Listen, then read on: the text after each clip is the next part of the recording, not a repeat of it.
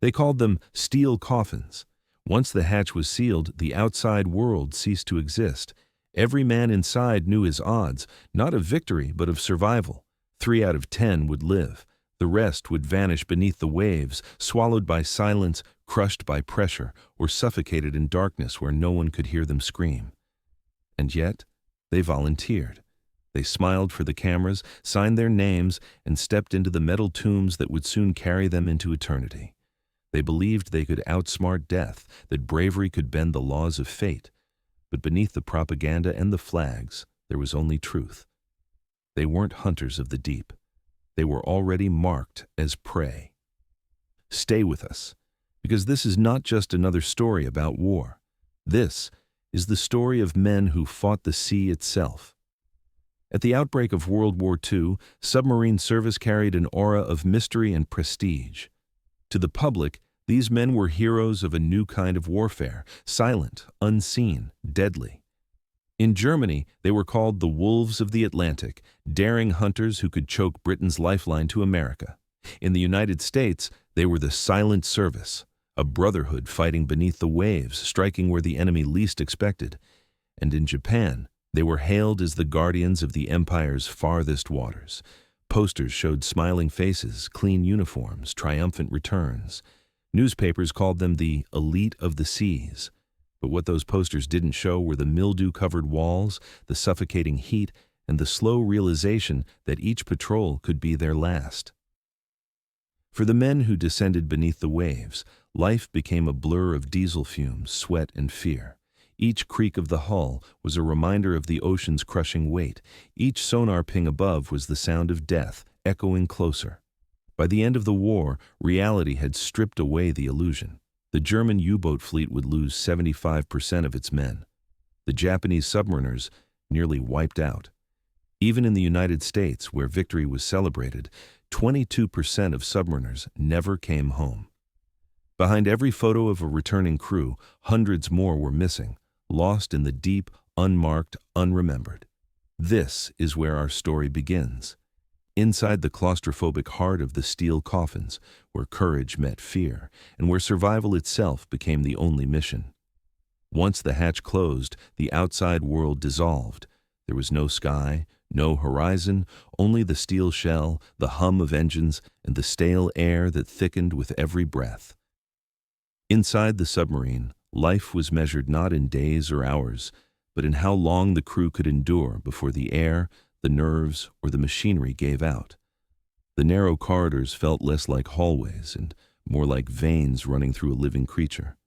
The metal walls sweated condensation. Every surface was slick. Pipes lined the ceilings, valves hissed without warning, and the smell of diesel fuel mixed with the sourness of unwashed bodies. There was no escape from it. The stench became part of the skin. Men slept wherever there was space. 3 men shared 2 bunks in shifts, a practice grimly known as hot racking. When one man woke to begin his watch, another slid into the same still warm sheets. There was no privacy, no solitude. Even sleep offered no peace. The constant hum of engines, the groan of the hull, the faint drip of condensation created a rhythm of unease that never stopped.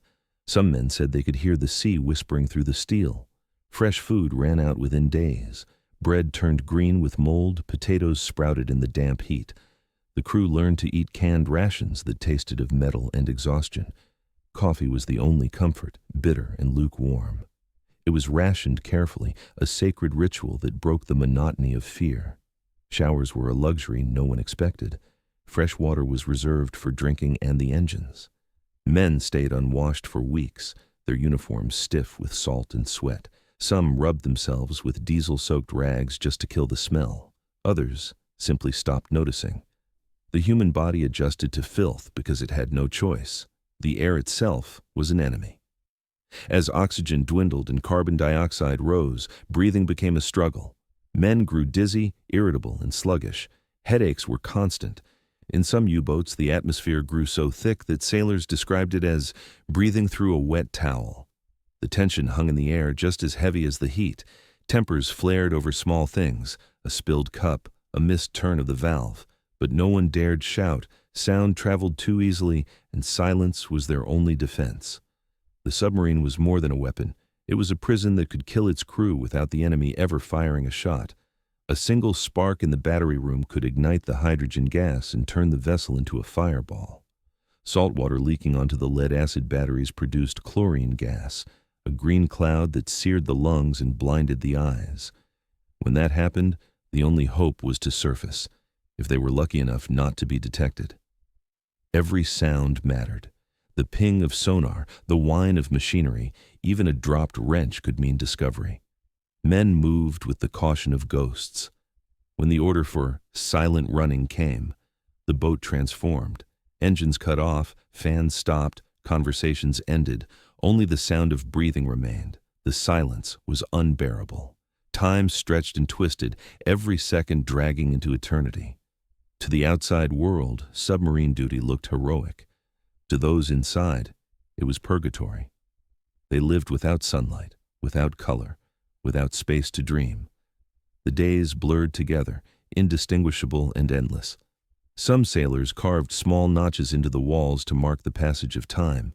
Others stopped counting altogether. Letters from home were rare. Radios were silent to avoid detection.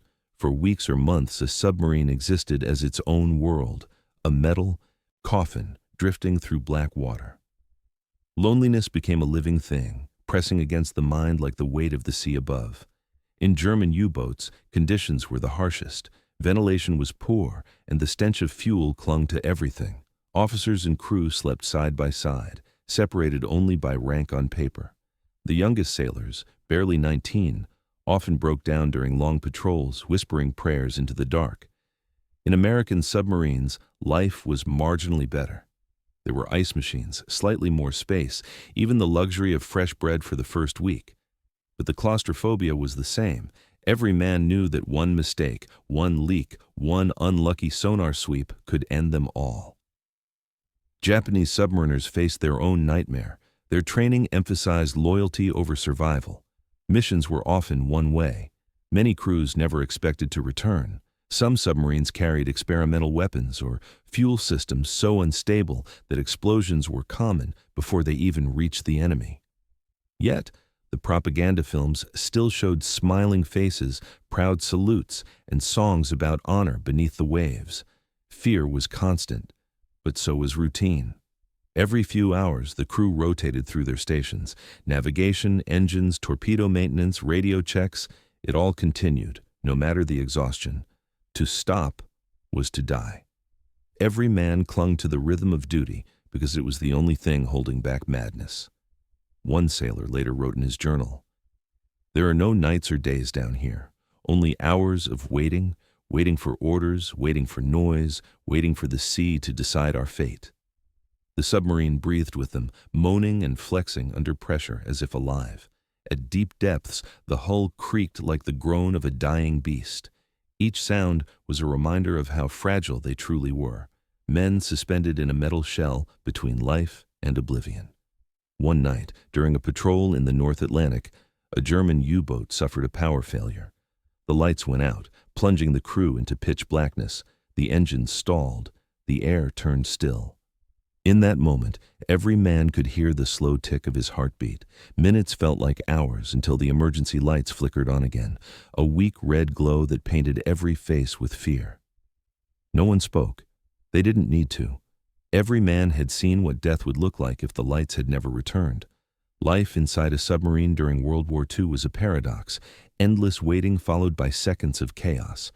The ocean could cradle them one moment and crush them the next, and yet, through every dive, every suffocating night, they endured, because endurance was the only form of victory left to them. In every submarine, there was one place more feared than any other, the forward torpedo compartment. It was the beating heart of the vessel and the most dangerous room on board. Here, the torpedo men lived and worked, surrounded by steel cylinders the size of men, each packed with hundreds of pounds of explosives. The air was thick with grease and tension. The smell of oil and sweat clung to the walls. A single spark, a single mistake, could end them all in an instant. The torpedo crew's world was one of constant motion. They loaded, maintained, and fired the submarine's only real weapon, its torpedoes. There was no margin for error. Each warhead had to be armed and fired with absolute precision. A wrong angle, a misaligned valve, a faulty detonator, and the weapon could turn on them instead of the enemy. Every launch was a gamble between triumph and annihilation. In the early years of World War II, torpedo crews across all navies faced a grim reality. Their weapons could not be trusted. In German U-boats, faulty magnetic detonators caused torpedoes to explode prematurely or not at all. Some veered off course, circling back toward the firing submarine. There are stories, whispered in training schools, of crews who watched in horror as their own torpedo curved through the black water and raced back at them, leaving no time to escape. In the United States Navy, the situation was no better. The Mark 14 torpedo, meant to be the most advanced in the world, was plagued by catastrophic flaws. It ran too deep, failed to detonate, or ricocheted off enemy hulls like stones skipping on water. Imagine the frustration, weeks of stalking an enemy convoy, risking everything to get into position, only to see the torpedo hit and bounce harmlessly away. The silence that followed was worse than an explosion. It was the silence of despair. The torpedo men bore the blame. Commanders shouted, reports were filed, investigations were launched. But for those inside the cramped, suffocating compartment, the truth was inescapable. They were risking their lives on weapons that often refused to work. Each failed shot meant more danger, because the longer they stayed near the surface, the greater the chance of being detected. For the Japanese crews, the nightmare was different, but no less deadly. Their submarines often carried experimental weapons, untested designs that sometimes exploded during handling. Safety procedures were minimal, training was short and brutal. Men learned by doing, and mistakes were fatal. The Imperial Navy prized devotion over survival. Dying in service to the Emperor was considered honorable. But in those steel coffins, honor was just another word for death. When the order came to fire, the torpedo men moved like clockwork. Every motion had to be perfect, opening the outer doors, flooding the tubes, aligning the gyros, setting the depth and speed. Sweat ran down their faces, dripping onto the metal deck as they turned valves and locked bolts into place. The sound of the launch, whoosh, was followed by a tense, breathless silence. All eyes turned to the gauges, waiting for confirmation of impact. The moments between firing and detonation were eternal. Some men held their breath until the explosion came, others whispered silent prayers.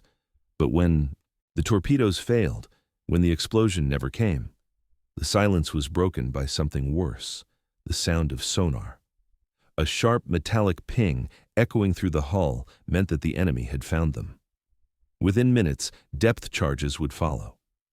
The torpedo crew, trapped in the forward compartment with their own explosives, knew they would be the first to die if the hull was breached. The first explosion always came like a thunderclap. The entire boat lurched as though struck by a giant's hammer. Men were thrown against the walls, tools flew, pipes burst, then another explosion, and another. The sea itself seemed to attack from every direction. Light bulbs shattered, gauges cracked, and seawater sprayed from loosened bolts. The pressure inside the compartment rose, the air thick with dust and fear. One German survivor recalled, "It felt as if the ocean was trying to squeeze the air out of our lungs. Every explosion shook our bones. The hull groaned and we prayed it would hold. Some men cried out, others just stared into the dark, waiting for the end." For the torpedo men, the terror was doubled. They were sitting inches away from live warheads. A direct hit could trigger them, turning the entire bow into a fireball. There was no escape route, no hatches leading out, no way to reach the control room if the bulkhead sealed. Many died instantly. Others drowned, pounding on the steel walls as water rushed in faster than they could scream. Those who survived would carry that sound, the desperate pounding of trapped men, for the rest of their lives. Depth charge attacks could last for hours, sometimes days. In the North Atlantic, Allied destroyers worked in shifts, circling above and dropping explosives until they were sure the submarine was dead. Inside, the torpedo crew sat in darkness, holding onto the pipes, their ears ringing from the blasts.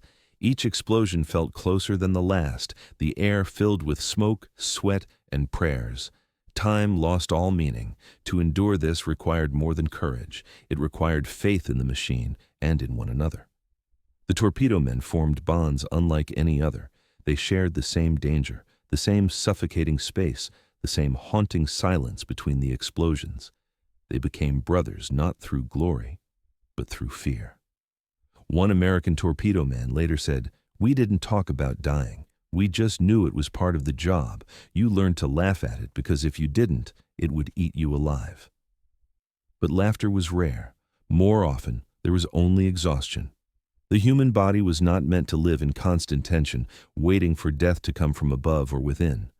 When the submarine finally surfaced after a long attack, the men looked like ghosts, eyes hollow, faces pale, hands trembling as they reached for fresh air. The sky above felt unreal, too wide, too bright. It was a brief moment of life before they dove again into the dark. Among the Allied and Axis powers alike, the torpedo crews carried the heaviest burden. They were the first to engage the enemy and the first to die when things went wrong. Their courage was not loud or celebrated. It was quiet, mechanical, relentless. Every time they loaded a torpedo, they were loading their own fate. By the end of the war, the statistics were merciless. 75% of German U-boat crews never returned. The Japanese suffered even worse. In the United States, 22% of submariners died, numbers far higher than any other naval branch. Behind every successful mission were dozens that ended in silence. The ocean kept their secrets well. To be a torpedo man was to live on the edge of oblivion, handling weapons designed to destroy, knowing they could just as easily destroy you. They worked, sweated, and fought inside the very thing that could kill them, trusting that skill and luck would carry them home. Most of the time, it didn't. For the men who served beneath the waves, death did not always come in fire and noise. More often, it came in silence. Across every ocean, submarines vanished without a trace. They reported their last position, sent one final transmission, and then nothing. No wreckage, no survivors, just an empty sea and unanswered questions. Families waited for months, then years before a telegram arrived, missing in action, presumed lost. Those 4 words were a death sentence wrapped in uncertainty. In the Atlantic, the German U-boat fleet was decimated. Out of 40,000 men who served, 30,000 never came home. Entire crews disappeared during routine patrols, swallowed by the depths. Some were lost to enemy attacks, others to mechanical failures, fires, or simple miscalculations that sent them past crush depth, where the ocean pressure was so immense that the steel hull folded like paper. There was no time to scream, no time to pray. 1 second, they were alive. The next, they were gone. In the Pacific, the story was no different. The United States lost 52 submarines during World War II, taking 3,600 men with them to the bottom. Japan's toll was even higher, more than 60% of its submarines destroyed. The ocean floor became a graveyard of twisted steel and silent ghosts. Those who survived knew that each patrol could be their last. Every dive carried the unspoken thought, if we don't come back, no one will ever find us. There were no lifeboats, no flares, no rescue plans. Once a submarine began to sink, the end was certain. The ballast tanks flooded, the pressure grew unbearable, and within minutes, the hull imploded. Death was instantaneous and absolute. But even for those who escaped destruction, the war beneath the waves never truly ended. The survivors carried invisible scars. They spoke of the silence, not just the tactical kind, but the haunting quiet that followed every attack, the kind that settled deep into their bones. Some couldn't sleep in quiet rooms ever again. Others woke in the middle of the night gasping for air, convinced they were still trapped below the surface. One American veteran, years after the war, described it this way: "We lived in darkness so long that sunlight felt wrong. Even decades later, I'd wake up choking, thinking the air had run out. You don't escape that kind of fear. It becomes part of you." In Germany, the losses were so severe that U-boat command stopped publishing casualty figures. Families received nothing but silence. Mothers and wives lined up outside military offices, desperate for news, only to be told that the boat was delayed or on extended patrol. Eventually, the truth came through whispers. It's gone. For many, there was no grave to visit, no body to bury. Only a name carved into a memorial wall and an ocean that refused to give up its dead. In Japan, the Imperial Navy kept its submarine losses secret until the very end. Entire families never knew how or where their sons had died. Some continued to send letters addressed to their boats, believing the men would one day return. The ocean became a cruel intermediary between hope and despair. For the Allies, victory brought little comfort to those who had served below. Submarine duty was among the deadliest assignments of the war. Out of every 4 submariners, 1 never returned. But the numbers alone couldn't capture the reality. It wasn't just the dying, it was the way they died. Alone, unseen, unheard. The ocean kept its secrets well. Decades later, sonar expeditions began to locate the lost submarines, some perfectly preserved, sitting upright on the seabed. Inside, the remains of entire crews were still in place, frozen in time. Coffee cups, notebooks, uniforms, all undisturbed. It was as if the men had simply gone to sleep and never woken up. For the families who saw these discoveries, closure came with pain. Seeing the wrecks confirmed what they had long feared but never fully accepted.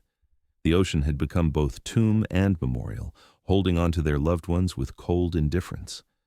Survivors often carried a strange guilt, the guilt of returning when so many had not. They spoke softly of their fallen comrades, rarely sharing the full truth with outsiders. Some couldn't bear to talk about it at all. For them, the silence of the sea had followed them home. An American torpedo mechanic, interviewed in 1960, said quietly, "The war ended, but the silence never did. Every time I hear the hum of an engine or the sound of water dripping, I'm back down there, waiting for the next explosion." Psychologists later called it battle fatigue or shell shock, but the truth was simpler. The human mind was never meant to live in a steel coffin for months, surrounded by fear, darkness, and death. Submarine service didn't just take lives, it reshaped the survivors into something else, something half alive, half submerged. Even in peace, they struggled to adjust. Many couldn't work in closed rooms or travel by plane. Some couldn't sleep without the hum of a fan to mimic the sound of engines. Others spent their lives avoiding the sea entirely, unable to look at the water without remembering the faces of those still down there. The legacy of the submariners is one of both tragedy and awe. They operated in the loneliest, most hostile environment on Earth. Their courage was quiet, their suffering immense. For every photograph of a smiling crew returning from patrol, there were dozens more who never came back.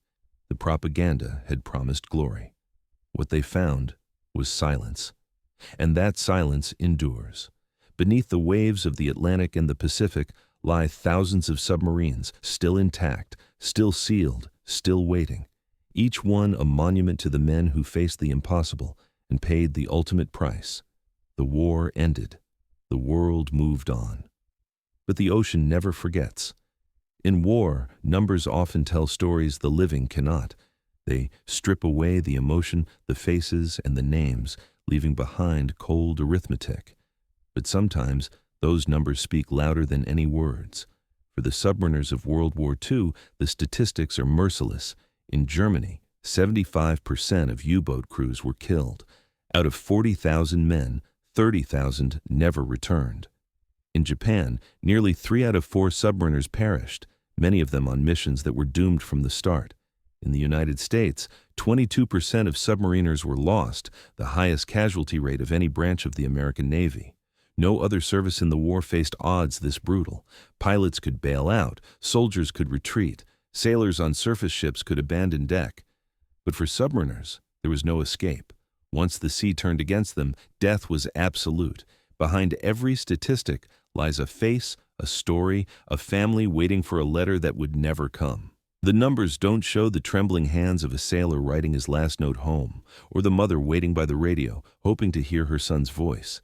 They don't show the smell of diesel, the taste of fear, or the sound of steel buckling under pressure. But they are there, hidden in the silence between each digit. The men of the deep lived in constant calculation. They measured distance, depth, fuel, oxygen, and the passage of time. But the one equation they could never solve was the cost of survival. How many lives would it take to win? How many men could vanish before victory became meaningless? For the German U-boat command, the cost was catastrophic. At first, their submarines ruled the Atlantic, cutting off Britain's supply lines and sinking Allied convoys faster than they could be replaced. But as the Allies developed sonar, radar, and air patrols, the hunters became the hunted. Every new U-boat that slipped from the docks of Kiel or Wilhelmshaven carried fewer chances of return. By 1945, the once proud fleet had been reduced to shattered wrecks, their commanders gone, their mission lost beneath the waves. Japan, the story was one of blind faith. Their submarines, though technically advanced, were deployed in missions that defied logic, kamikaze runs, cargo transports, or desperate last strikes. Each voyage was a suicide written in orders. When the war ended, only a handful of Japanese submarines survived, and their crews were ghosts walking through a country too broken to remember them. Even in the United States, where submarines played a vital role in cutting Japan's maritime lifelines, the price was high. 52 boats never returned. 3,600 American sailors remain entombed in the Pacific to this day.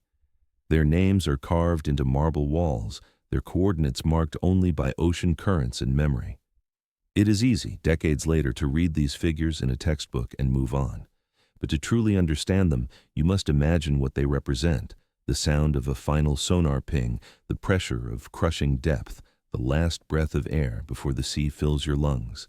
The ocean became both battlefield and burial ground. Its silence is eternal.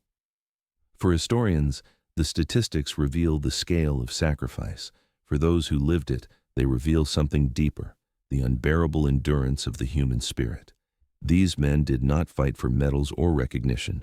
They fought because it was their duty, because someone had to, because once they descended beneath the waves, the only way home was through courage and luck. The irony of submarine warfare is that it was both the most invisible and the most personal. Battles happened in darkness, unseen by the world. Victories were uncelebrated, defeats were unrecorded. Yet every crew lived each second at the edge of human endurance. They were not faceless soldiers lost to history. They were fathers, sons, brothers, and lovers who carried the weight of silence on their shoulders. Numbers can measure loss, but they cannot measure the quiet heroism of those who endured.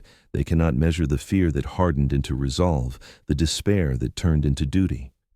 As time passes, the survivors grow fewer, their voices fading like echoes under the sea. But their story remains carved in steel and salt water.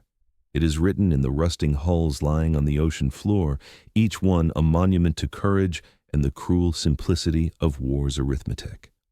To look at those numbers is to confront the truth that war is not measured in victories or defeats, but in lives consumed and memories erased. The submariners of World War II remind us that courage often exists in silence, and that some battles are fought not to win, but simply to endure. The war beneath the waves was unlike any other. There were no front lines, no banners, no songs of triumph, only darkness, pressure, and the steady hum of machinery carrying men into the unknown. In World War II, submarine crews waged a war that the world could barely imagine. They fought not only the enemy, but the ocean itself. Theirs was a war of endurance, a battle measured in heartbeats, not victories. And when the fighting ended, their story sank with them, buried in silence. Yet the silence has a voice. It speaks through the wrecks lying on the seabed, through the memorial walls engraved with names, through the memories of the few who lived to tell what it was like inside those steel coffins. They remind us that courage does not always roar. Sometimes it whispers in the quiet between explosions, in the steady hands of men who kept working even as the sea closed in around them. The legacy of these men is not in the battles they won or the ships they sank. It is in the endurance of the human spirit.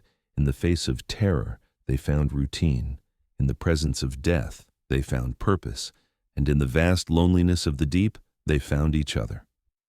In the chronicles of World War II, their names are not written in medals or parades, but in silence. It is a silence that demands respect.